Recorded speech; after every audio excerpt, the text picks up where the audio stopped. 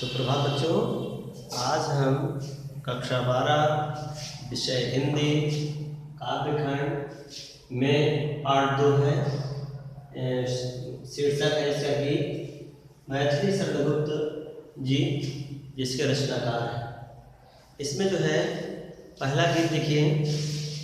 पहला गीत, निरख सखी ये खंजने आए, फेरे उन मेरे रंजन ने नैन इधर मन भाए, फैला उनके तन का आतप मन से सरसाए। तो उर्मिला जी का लक्ष्मण जी से वियोग हो गया है और वह अपनी सखी से कहते हैं कि हे सखी, देखो ये खंजन पक्षी आए हुए हैं, लगता है मेरे मन को भाने वाले मन भाए मेरे मन को भाने वाले रंजन यानी मेरे प्रियतम ने इन खंजन पक्षी के रूप में नैन अपने नेत्रों को इधर ही घुमा दिया है। ये जो चारों ओर धूप फैली हुई है, आतप आतप माने धूप, यह उनके द्वारा तपस्या करने के कारण उनके तन अर्थात शरीर की गर्मी फैली हुई है। मन से सरसाए और उनकी मन की स्निग्धता को पाकर के यह तालाब जल से भर गए हैं। घूमे वे इस ओर यहाँ वहाँ, ये हंस यहाँ उलझाए, अवश्य ही मेरे प्रियतम उस वन में वहाँ घूम रहे होंगे। तभी तो ये उनकी मंद मंद चाल को बताने के लिए हंस पक्षी उड़ करके यहाँ आ गए हैं। करके ध्यान आज इस जन का निश्चय वे मुस्कान, अवश्य ही वहाँ आ करके मेरा ध्यान किया होगा और मेरा ध्यान करके वो मुस्कुराए होंगे। तभी तो ये कमल के फूल खिल उठे हैं, फूल उठे हैं कमल अधर से, यह बंदूक सुहाए। बंदूक गुलदुपहरी का फूल होता है और उनके लाल लाल अधरों के समान यह बंदूक का पुष्प सुशोभित, बंदूक के पुष्प सुशोभित होने लगे हैं। स्वागत स्वागत शरद भाग्य से मैंने दर्शन पाए। हे शरद ऋतु, आपका स्वागत है, बड़े भाग्य से मैंने आपके दर्शनों को प्राप्त किया है। आकाश ने आपके स्वागत के लिए ओस रूपी मोतियों को न्यौछावर कर दिया है और मैं भी आंसू रूपी अर्घ लेकर के आपके स्वागत के लिए उपस्थित हूँ। एक बार फिर से देखिए। उर्मिला जी अपनी सखी से कहते हैं, हे सखी देखो ये खंजन पक्षी आए हुए हैं, लगता है मेरे मन को भाने वाले मेरे प्रियतम ने इन खंजन पक्षी के रूप में अपने नेत्रों को इधर ही घुमा दिया है। ये जो चारों ओर धूप फैली हुई है, यह उनके द्वारा तपस्या करने के कारण उनके शरीर से निकली हुई गर्मी फैली हुई है। उनके मन की स्निग्धता को पाकर के यह तालाब जल से भर गए हैं। वे अवश्य ही वहाँ उस वन में आकर के वहाँ घूम रहे होंगे। तभी तो उनकी मंद मंद चाल को बताने के लिए हंस पक्षी उड़ करके यहाँ आ गए हैं। वह उस वन में आकर के अवश्य ही मुझे याद करके मुस्कुराए होंगे। तभी तो ये कमल के फूल खिल उठे हैं और उनके लाल लाल अधरों के समान यह बंदूक के पुष्प सुशोभित होने लगे हैं। हे शरद ऋतु, आपका स्वागत है, बड़े भाग्य से मैंने आपके दर्शनों को प्राप्त किया है। आकाश ने आपके स्वागत के लिए उस रूपी मोतियों को न्यौछावर कर दिया है और मैं भी आपके स्वागत के लिए आंसू रूपी अर्घ लेकर के उपस्थित हूँ। दूसरा देखिए बेटा। शिशिर न फिर गिरिवन में, जितना कंपन जितना मांगे पतझड़ दूंगी मैं निज नंदन में। उर्मिला जी लक्ष्मण जी के वियोग में अत्यंत व्यथित हैं और वह शिशिर ऋतु से कहती हैं, हे शिशिर ऋतु, तुम इन पर्वतों, गिर माने पर्वत, वन माने वन, इन पर्वतों और वनों में मत घूमो। तुमको जितना भी पतझड़ चाहिए मेरे इस नंदन वन के समान शरीर से ले लो, क्योंकि जिस प्रकार से पतझड़ के समय पत्ते पीले होकर के झड़ते रहते हैं, गिरते रहते हैं, वैसे मेरे अंग अंग भी वियोग के कारण नष्ट हो रहे हैं। जितना कंपन तुझे चाहिए ले मेरे स्तर से, तुम्हें दूसरों को कपाना बहुत अच्छा लगता है।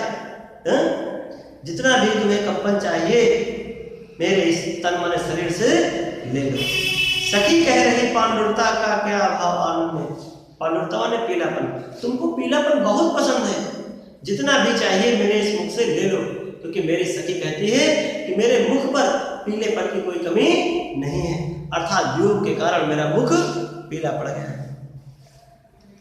वीर जमा दे नैन नीर यदि तू मानस भाजन में। हे वीर भाई, यदि तुम मेरे नेत्रों के नीर माने जल को अर्थात आंसुओं को, मानस भाजन मेरे मन रूपी भाजन माने पात्र, मेरे मन रूपी पात्र में जमा दो, तो मैं अकिंचना यानी गरीब इन्हें मोतियों के समान बहुमूल्य मान करके अपने मन में बिल्कुल सुरक्षित रखूंगी।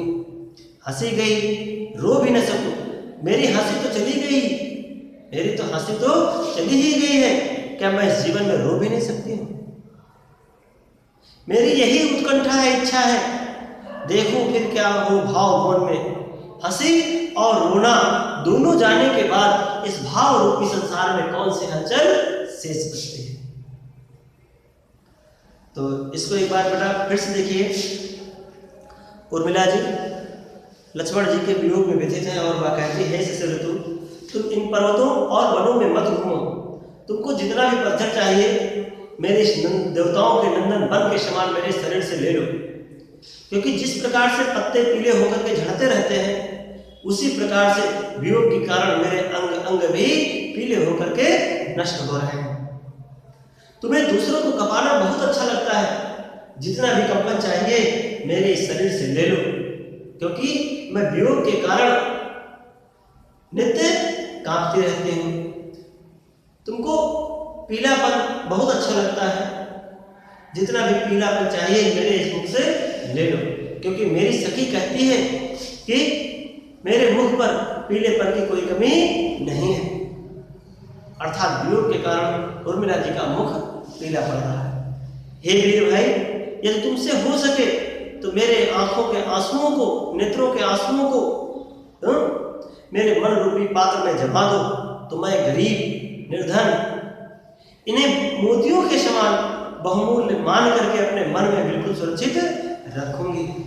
मेरी हंसी तो चली ही गई, मैं देखना चाहती हूँ कि मेरी यही इच्छा है, मैं देखना चाहती हूँ कि हंसी और रोना दोनों जाने के बाद इस भाव रूपी संसार में और कौन से हलचल शेष बचते हैं। ठीक है, इसके बाद देखिए बेटा तीसरा, मुझे फूल मत मारो। उर्मिला जी कहती हैं मुझे फूल मत मारो, मैं अबला बाला वियोगिनी, कुछ तो दया विचारो। होकर मद के मीत मदन पट तुम कट गरल नगारो, मुझे विकलता तुम्हें विकलता ठहरो श्रम परिहार। नहीं भोगनी यह मैं कोई जो तुम जाल पसारो, बल हो तो सिंदूर बिंद या हर नेत्र निहारो। रूप दर्प कंदर्प तुम्हें तो मेरे पथ परिवारो, लो यह मेरी चरण धूल उस रथ के सिर पर धारो। उर्मिला जी कामदेव से कहती हैं कि हे कामदेव, मुझ पर पुष्प रूपी बाणों की वर्षा मत करो, क्योंकि एक तो मैं अबला स्त्री हूँ, अबला हूँ, दूसरी बाला यानी स्त्री, तीसरी मैं वियोगिनी हूँ, विरहिणी हूँ। कुछ तो मुझे देख करके मुझ पर दया विचरने दया का विचार करो। होकर मध के में मध माने बसंत, आप तो बसंत के मित्र हो, मीत माने मित्र हो, कामदेव मदन माने कामदेव, आप तो बसंत के मित्र हो और पट ऊपर से चतुर भी हो। कट गरल नगारो, हम पर कड़वे विष की वर्षा न करो। गरल गरल माने विष होता है बेटा। मुझे विकलता तुम्हें विफलता, आप जब ऐसा करते हो तो मुझे व्याकुलता होती है और आपको असफलता का सामना करना पड़ता है। ठहरो, रुक जाओ, तुमने बहुत श्रम कर लिया, थोड़ा सा आराम कर लो। परिहारो मतलब रुक जाओ, आराम कर लो। नहीं भोगनी यह मैं कोई संसार का भोग भोगने वाली विलासिनी स्त्री नहीं हूं, जो तुम मुझे फंसाने के लिए इस प्रकार से जाल फैला रहे हो, अर्थात प्रपंच रच रहे हो। बल हो तो सिंदूर बिंदु या हर नेत्र निहारो। अगर तुम में इतनी हिम्मत है, शक्ति है, तो भगवान शिव जी के तीसरे नेत्र के समान समस्त संसार को भस्म कर देने वाले इस मेरी सिंदूर रेखा को देखो। अगर तुमको रूप दर्प कंदर्प तुम्हें मेरे पथ परवार हो, अगर तुमको अपनी सुंदरता पर घमंड है, तो ले जाकर के मेरे पति पर न्यौछावर कर दो, वारों वार न्यौछावर कर दो। लो यह मेरी चरण धूल उस रति के सिर पर ढालो। अगर तुमको अपनी पत्नी रति की सुंदरता पर अभिमान है, तो मेरी चरणों की धूल ले जाकर के उसके सिर पर लगा दो, ढक दो। एक बार फिर से देखिए, उर्मिला जी लक्ष्मण जी के वियोग में व्यथित हैं और कामदेव से कहती हैं कि मुझ पर पुष्प रूपी बाणों की वर्षा मत करो। मैं तो अबला हूँ, दूसरी स्त्री, तीसरी वियोगिनी हूँ। कुछ तो मुझे देख करके मुझ पर दया का विचार करो। आप तो बसंत के मित्र हो, ऊपर से चतुर भी हो, तब तो मुझ पर कड़वे विष की वर्षा न करो। आप जब ऐसा करते हो तो मुझे अत्यंत व्याकुलता होती है और तुमको असफलता का सामना करना पड़ता है। ठहरो, रुक जाओ, तुमने बहुत श्रम कर लिया, आप थोड़ा सा आराम कर लो। मैं कोई संसार का भोग भोगने वाली विलासिनी स्त्री नहीं हूं जो तुम मुझे अपने जाल में फंसाने के लिए इस प्रकार से प्रपंच रच रहे हो। अगर तुम में हिम्मत है तो समस्त संसार को भस्म कर देने वाले भगवान शिव जी के तीसरे नेत्र के समान मेरी सिंदूर की रेखा को देखो। अगर तुमको अपनी सुंदरता पर अभिमान है तो ले जाकर के मेरे पति के ऊपर न्यौछावर कर दो, अर्थात तुम्हारी सुंदरता मेरे पति के बराबर नहीं है। अगर तुमको अपनी पत्नी रति की सुंदरता पर अभिमान है तो मेरे चरणों की धूल ले जाकर के उसके सिर पर रख दो जाकर के, अर्थात तुम्हारी पत्नी की सुंदरता हमारे चरणों की धूल के बराबर। आगे चौथा देखिए, यही आता है इस मन में, छोड़ धाम धन जाकर मैं भी रहूं उसी वन में। प्रिय के व्रत में विघ्न न डालूं, रहूं निकट भी दूर, व्यथा रहे पर साथ साथ ही समाधान भरपूर। उर्मिला जी कहती हैं, आज मेरे मन में यही विचार आ रहा है कि छोड़ धाम धन, धाम माने घर, धन माने संपत्ति, है ना? घर द्वार धन संपत्ति सब कुछ छोड़ छाड़ करके उसी वन में रहूं जाकर के जहां मेरे पति रह रहे हैं। प्रिय के व्रत में विघ्न न डालूं, रहूं निकट भी दूर।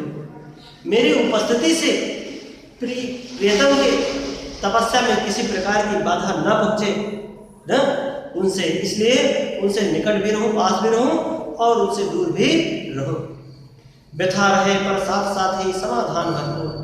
मेरी यही इच्छा है, साथ साथ में दुख भी रहे उनके वियोग का और साथ साथ उनके दर्शनों को पाकर के उसका समाधान भी होता रहे। हर्ष धुआ हो रुदन में, यही आता है इस मन में न, उनसे हर्ष धुआ हो रुदन में न, उनको देखने के कारण प्रसन्नता भी हो और प्रत्यक्ष न मिल पाने के कारण मैं दुखी भी होती रहूं, यही मेरे मन में विचार आ रहा है। बीच बीच में उन्हें देख लूं मैं झुरमुट की ओट, जब वे निकल जाएं तब लेटूं उसी धूली में लोट। बीच बीच में मैं झुरमुट यानी झाड़ियों के आड़ से उनको देख करके अपने मन को शांत कर लिया करूं और जब वह उस रास्ते से निकल करके जाएं तो उसी धूली में लेट करके लेटी रहूं। वे रत वे निज साधन में, यही आता है इस मन में।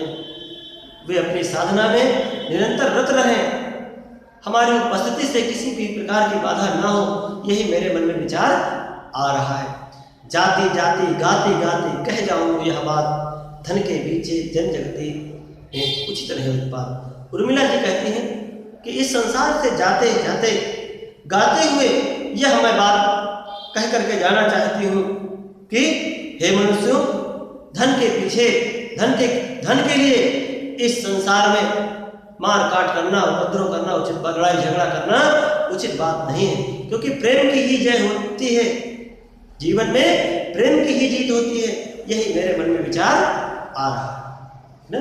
तो एक बार फिर से देख लो बेटा, उर्मिला जी कहती हैं आज मेरे मन में यही विचार आ रहा है कि घर द्वार राज महल धन संपत्ति सब त्याग करके जहाँ मेरे प्रीतम लक्ष्मण जी रह रहे हैं उसी वन में जाकर के रहूं।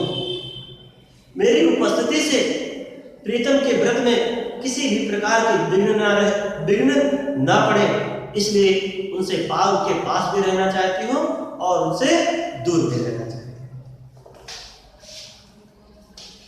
उनसे प्रत्यक्ष न मिल पाने के कारण दुख भी रहे और साथ साथ में उनके दर्शनों को पाकर के उसका समाधान भी होता रहे। हर्ष गुरुआ हो रोदन में उनसे उनके दर्शनों से खुशी भी होती रहे और प्रत्यक्ष न मिलने से दुख भी होता रहे। यही मेरे मन में आज विचार आ रहा है कि बीच बीच में अपने प्रीतम को उस झुरमुटने झाड़ियों के आड़ से ओटपने आड़ से देख लिया करूंगी और जब वह जिस रास्ते से उस रास्ते से निकल करके जाएंगे तो उसी धूली में लौट करके लेटे रहोगे। वे अपनी साधना में रत रहे, मेरी उपस्थिति से किसी भी प्रकार की बाधा न पहुंचे, यही मेरे मन में विचार आ रहा है। उर्मिला जी कहती हैं मैं संसार से जाते जाते गा करके यह बात कह करके जाना चाहती हूँ कि हे मनुष्य, इस संसार में धन के लिए लड़ाई झगड़ा करना उचित बात नहीं है, क्योंकि प्रेम की ही जीत, जीवन में प्रेम की ही जीत होती है। यही मेरे मन में विचार आ रहा है। इस साकेत से है बच्चों, धन्यवाद। आप जो है इस पाठ का ये तीसरा वाला मुझे निकलता इसकी व्याख्या, ठीक है, प्रश्न उत्तर टाइप में आपकी किताब में नई वाले में दिए होंगे, उससे कर लेना बेटा, ठीक है। धन्यवाद।